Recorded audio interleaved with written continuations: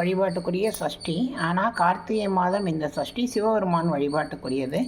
எப்படி முருகன் ஒரு ஐப்பசி சஷ்டி பெருவிழாவின் போது சூரபத்மனை வென்று அவனை தன்னுடைய வேலாகவும் மயிலாகவும் வைத்து கொண்டாரோ, அதுபோல் சிவபெருமான் காண்டோபா என்ற அவதாரம் எடுத்து மணி மல்லன் என்ற 2 அசுரர்களை வென்று மன்னித்து அருளினார்.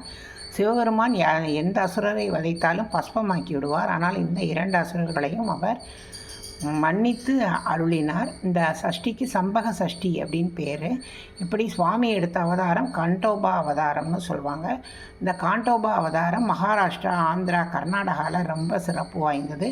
எல்லா இடத்துலையும் இந்த காண்டோபருக்கு கோவில் மகாராஷ்டிராவில் இருக்கும். அவங்க அவரை கிராம தெய்வமாக குலதெய்வமாக வழிபாடு செய்வாங்க. தமிழ்நாட்டில் இவருக்கு பேர் மார்த்தாண்ட பைரவர்.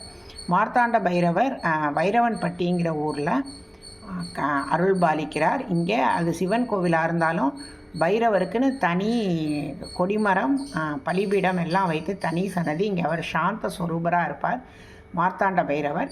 செட்டிநாடுகளில் இருக்கக்கூடிய எல்லா சிவத்தலத்திலையும் இந்த சம்பக சஷ்டிங்கிறது 6 நாள் பெரிய விழாவாக எடுக்கப்படும். இன்றைக்கி சம்பக சஷ்டி. பகைவனுக்கு அருள்வாய் நன்னஞ்சே.